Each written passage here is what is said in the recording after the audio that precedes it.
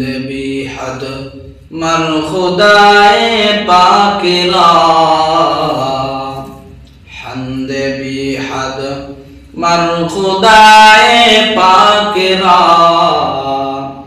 آکے ایماداد مشتے خاک را آکے درعا دمدمی دونوں حیرا داد استوفان جتونو حیرا حمد بحد مر خدائے پاک را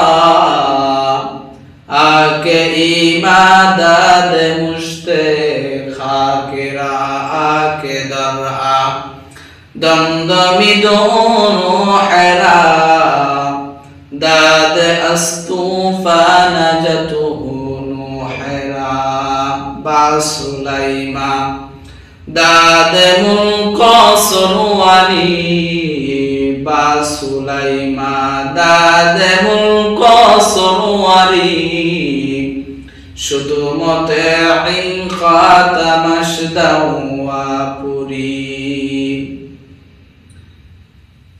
হযরত বাইজিদ বুস্তামি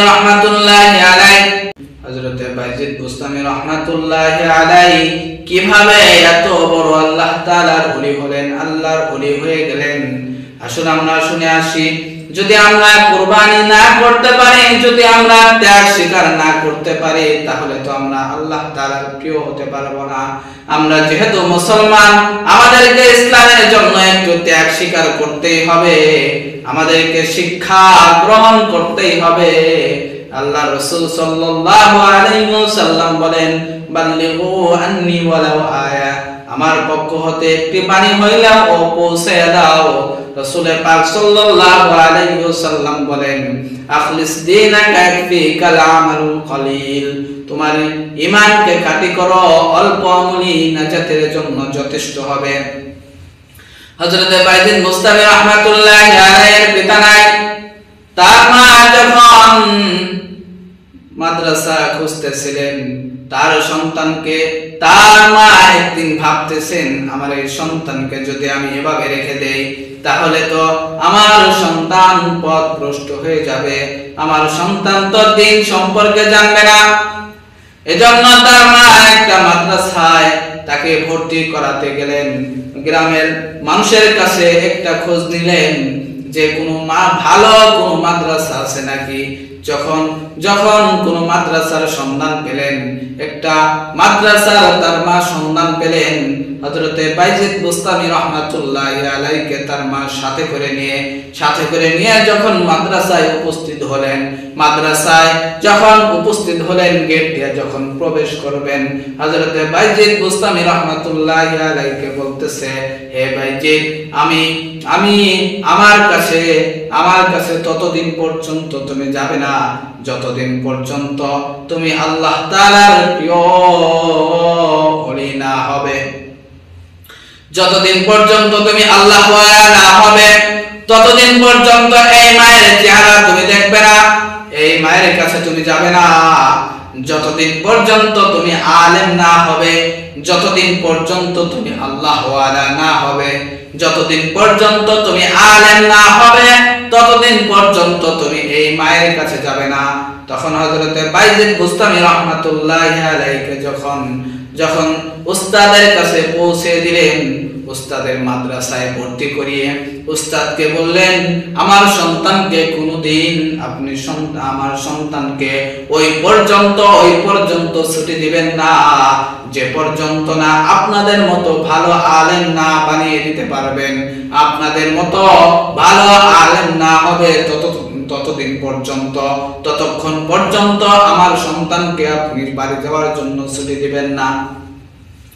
যখন এই কথা বলে যখন মা চলে আসলেন, হযরতে বাইজিদ বুস্তামি রাহমাতুল্লাহি আলাইহি যখন একাধারে লেখাপড়া করতে লাগলেন, লেখাপড়া করতে করতে হযরতে বাইজিদ বুস্তামি রাহমাতুল্লাহি আলাইহি লক্ষ্য করলেন তাদের সাথীদের মা বাবা মাঝে মাঝে তাদের জন্য খাবার নিয়ে আসার পরে তাদেরকে বগলে ডেকে বগলে নিয়ে চুমা দেয়, তাদেরকে খাবার খাওয়ায়, খাবার খাওয়ার পরে তাদেরকে আবার রেখে চলে যায়। আবার দেখে মাঝে মাঝে তাদের পিতামাতা এসে তাদের সাথে দেখা করে যায়। এই দৃশ্য হযরত বাইজিদ বুস্তামি রাহমাতুল্লাহি আলাইহি দেখার পরে তার মনে একটা জাগৃত হলো, আমার তো পিতা নাই, আমার মা বাড়িতে, আমি তো আমার মাকে দেখতে যেতে পারি। তখন উস্তাদের কাছে বাইজিদ বুস্তামি রাহমাতুল্লাহি আলাইহি হযরত বাইজিদ বুস্তামি বললেন, উস্তাদ জি আমাকে ছুটি দেন, আমি বাড়িতে যাব, আমার মাকে দেখার জন্য আমি আমার বাড়িতে যাব। তখন এই কথা বলার পরে তার উস্তাদ বলতেছে, তোমার মা তো তোমাকে ছুটি দিতে না করেছে, তোমাকে ছুটি দিতে মানা করেছে, এজন্য তোমাকে ছুটি দিতে পারবো না। আমরাও তো তোমার মার কাছে ওয়াদাবদ্ধ। তখন বলল, না আমি আমার মাকে দেখতে যাবই।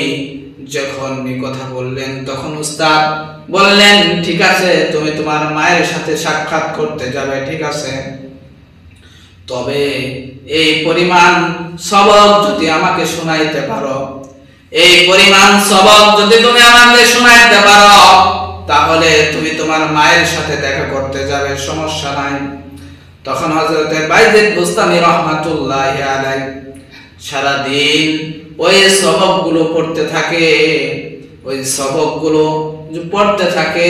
যখন মনোযোগ দিয়ে পড়ে, উস্তাদকে পড়াশোনা, যখন রাত্রি চলে আসে তখন হযরত বাইজিদ বুস্তামি রাহমাতুল্লাহি আলাইহি ওই মসজিদের মধ্যে, যে মাদ্রাসার সাইডে যে মসজিদ থাকে, ওই মসজিদের মধ্যে যে ওই মালিকের কুদরতি পায়ের মধ্যে সিজদায় করে যায়।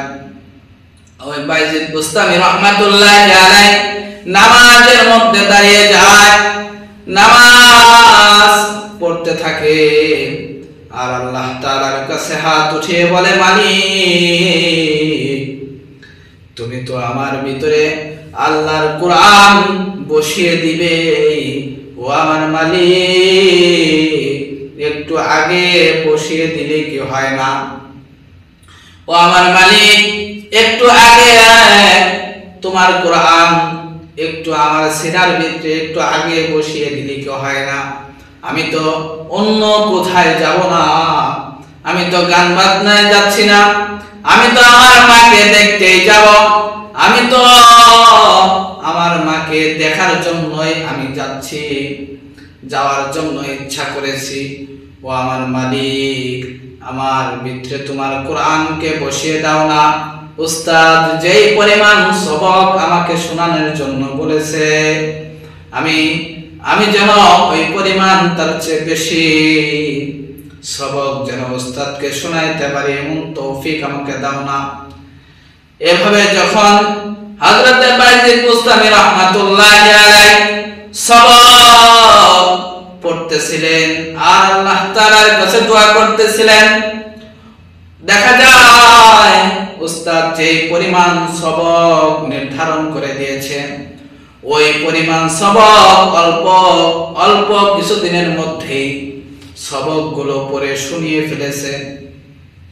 যখন সবকগুলো পড়ে শুনিয়ে ফেলেছে, সবকগুলো পড়ে যখন শুনিয়ে ফেলেছে, তখন উস্তাদকে ডাকদা বলে, উস্তাদ জি আপনি যেই পরিমাণ যেই পর্যন্ত সবক আমাকে নির্ধারণ করে দিয়েছেন, ওই পরিমাণ তো সবক আমি শুনিয়ে ফেলেছি, এখন আমাকে ছুটি দেন।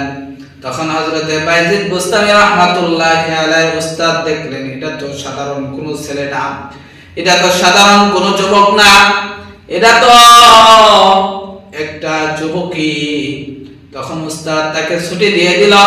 হযরত বাইজিদ বুস্তামি রাহমাতুল্লাহি আলাইহি কিতাবের ভিতরে লেখেন, যখন তার মায়ের সাথে দেখা করতে যান, যখন তার মায়ের সাথে হযরত বাইজিদ বুস্তামি রাহমাতুল্লাহি আলাইহি দেখা করতে যান, যখন তার মা দেখলেন বাইজিদ বাড়িতে আসতেছে, এই দৃশ্য দেখার পরে এই দৃশ্য দেখার পরে তিনি তার মা করলেন ঘরের মধ্যে গিয়ে ঘরটা আটকে দিলেন, দরজা লাগিয়ে দিলেন। তখন হযরত বাইজিদ বুস্তামি রাহমাতুল্লাহি আলাইহি ডাকদা বলে, মা, ও মা, আমি তোমার সন্তান বাইজিদ, তোমার পর্দা করতে হবে না। ও মা, তোমার পর্দা করতে হবে না, আমি তোমার সন্তান বাইজিদ, দরজা খোলো। তখন ভিতর থেকে তার মা উত্তর দেয়, তুমি বাইজিদ হতে পারো না, আমি আমার বাইজিদকে তার উস্তাদের কাছে দিয়ে এসেছি, তার উস্তাদের সাথে আমি কথা বলে এসেছি। আমার বাইজিদকে ওই দিন পর্যন্ত তারা ছুটি দিবে না, যেই দিন তাদের মতো আলেম না হতে পারবে, ওই দিন পর্যন্ত তাকে ছুটি দিবে না। এটা আমি তাদেরকে বলে এসেছি, তাদের সাথে কথা বলে এসেছি। হযরত বাইজিদ বুস্তামি রাহমাতুল্লাহি আলাইহি ভাবলেন, মা একটু রাগ করেছে, আমি বাড়িতে এসেছি, মা রাগ করেছে, একটু পরে দরজা খুলে দিবে। যখন হযরত বাইজিদ বুস্তামি তার বাড়ির দরজার সামনে বসে পড়লেন, তখন মা ঘরের ভিতর থেকে বললেন, হে বেটা, হে লোক, তুমি কে? তুমি চলে যাও, তুমি আমার বাইজিদ না, তুমি চলে যাও, তুমি আমার বাইজিদ হতে পারো না। ও ছেলে, তুমি চলে যাও, তুমি আমার বাইজিদ হতে পারো না, আমার বাইজিদকে তার উস্তাদের কাছে আমি রেখে এসেছি। এ কথা বলার পরে হযরত বাইজিদ বুস্তামির তখন বাড়ি থেকে উস্তাদের কাছে যখন চলে গেলেন, উস্তাদকে যে বলতেছে, উস্তাদজি আমাকে আর ছুটি দিবেন না, আমার আর ছুটির দরকার নেই। তখন উস্তাদ বললেন, কি হয়েছে তোমার? তখন উস্তাদকে ডাকতে বলে, উস্তাদজি আমি আপনার কাছে ছুটি চেয়েছি, আমি আপনার কাছে ছুটি নিয়ে বাড়িতে গেছি, আমার মা আমাকে চিনেই না, আমি বাইজিদ তিনি রাজি না, আমি যে বাইজিদ তিনি একথা স্বীকারই করতে পারে না, স্বীকারই করবে না। যখন একথা বললেন, হযরতে বাইজিদ বুস্তামি রাহমাতুল্লাহি আলাইহি এই যে মাদ্রাসায় গেলেন, মাদ্রাসায় গিয়ে একাধারে পড়তে থাকলেন। একাধারে যখন 12টা বছর পড়লেন, যখন 18 বছর পূর্ণ হলেন, হযরতে বাইজিদ বুস্তামি রাহমাতুল্লাহি আলাইহি একাধারে যখন লেখাপড়া শুরু করে দিলেন, যখন লেখাপড়া শেষ, উস্তাদরা যখন বললেন, উস্তাদরা যেই দিন হযরতে বাইজিদ বুস্তামি রাহমাতুল্লাহি আলাইহিকে বললেন, হযরতে বাইজিদ বুস্তামিকে যখন বললেন যে তোমাকে আগামীকাল পাকড়ি দেওয়া হবে, তোমার লেখাপড়া শেষ, তখন এ কথা যখন বাইজিদ বুস্তামি রাহমাতুল্লাহি আলাইহিকে শোনালেন, বাইজিদ বুস্তামি তিনি এ কথা শোনার পরে তার উস্তাদ ঘুমিয়ে পড়েছে। তো ওই দিন আল্লাহর রাসূল সাল্লাল্লাহু আলাইহি ওয়াসাল্লাম, রাসূল পাক সাল্লাল্লাহু আলাইহি ওয়াসাল্লাম তার উস্তাদের ঘুমের মধ্যে এসে বলতেছে, হে বাইজিদের উস্তাদ, তোমরা তো বাইজিদকে আগামীকাল তার শিক্ষা, তার পড়ালেখা শেষ সমাপ্তি, তাকে পাগড়ি দিবে। ও বাইজিদের উস্তাদ, তাকে আগামীকাল পাগড়ি দিবে, তাকে একটা না দুইটা পাগড়ি তার মাথায় পেঁচিয়ে দিবে। একটা হলো আলেম অর্জন করার পাগড়ি, আর একটা হলো মারিফাত হাসিল করার পাগড়ি। আল্লাহ রাসূল সাল্লাল্লাহু আলাইহি ওয়াসাল্লাম রাসূল পাক সাল্লাল্লাহু আলাইহি ওয়াসাল্লাম তখন মাকেও শুনিয়ে দিয়েছে। হযরতে বাইজিদ বুস্তামি রাহমাতুল্লাহি আলাইহি যখন শিক্ষা শেষ করে বাড়িতে চলে গেলেন, বাড়িতে গিয়ে দেখে মা অনেক অসুস্থ, বিছানায় পড়া।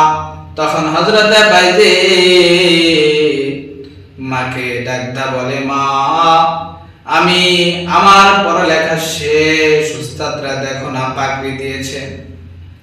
এ কথা বলার পরে বাইজিদের মা বললেন, বাবা আমার জন্য এক বন্না পানি আনো না।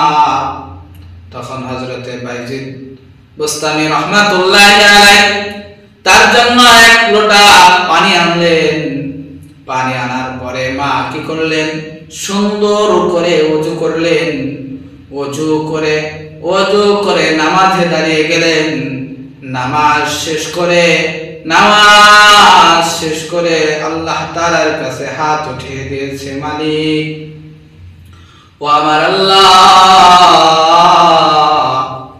আমার সন্তান ইলম অর্জন করেছে, আমার নিয়ত ছিল আমি যেন আলেম সন্তানের চেহারা দেখে আমি মৃত্যুবরণ করি।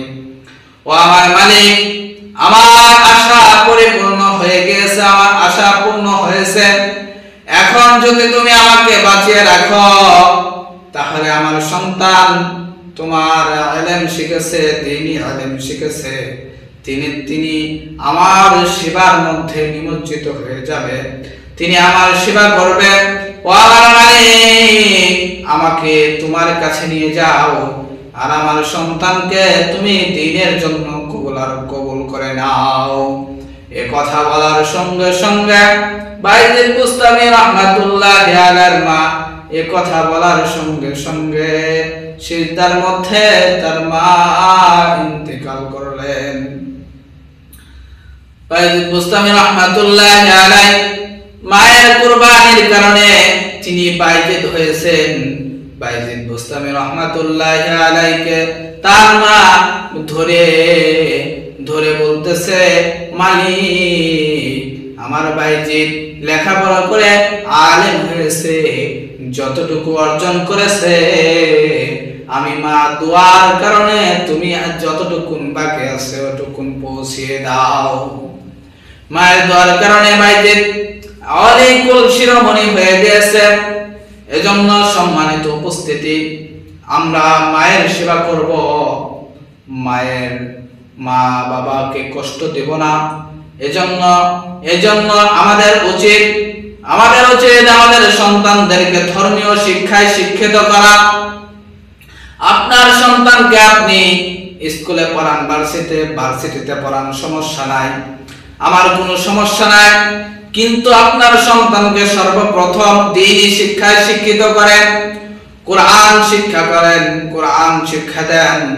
আপনার সন্তানকে দ্বীনি মাসআইল শিক্ষা দেন, এ কথা শিক্ষা দেন যে ইসলামের মধ্যে কিভাবে চলতে হবে। আপনার সন্তানকে 5 ওয়াক্ত নামাজ শিক্ষা দেন। আপনি খেয়াল করেন যে আপনার সন্তান নামাজ পড়ে কিনা, আপনি খেয়াল করেন আপনার সন্তান নামাজ পড়ে কিনা, এটা খেয়াল করেন। আপনার সন্তান রোজা রাখে কিনা, এটা খেয়াল করেন।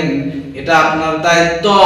এজন্য আপনার সন্তানকে যদি আপনি দ্বীনি শিক্ষায় শিক্ষিত করেন, দ্বীনি শিক্ষা দেন, তাহলে আপনি মৃত্যুবরণ করার পরে আপনার জন্য আপনার সন্তান হাত উঠিয়ে দোয়া করবে, 2টা হাত উঠিয়ে আপনার জন্য দোয়া করবে। আল্লাহ রাসূল সাল্লাল্লাহু আলাইহি ওয়াসাল্লাম বলেন, কোন সন্তান যদি তার পিতামাতার জন্য দোয়া করে, কোন সন্তান যদি তার পিতামাতার জন্য দোয়া করে, ওই দোয়া আল্লাহ তাআলা ফিরিয়ে দেন না। যদি সন্তান কবরের পাশে দাঁড়িয়ে যায়, ওই কবরের আযাব আল্লাহ তাআলা মাফ করে দেন।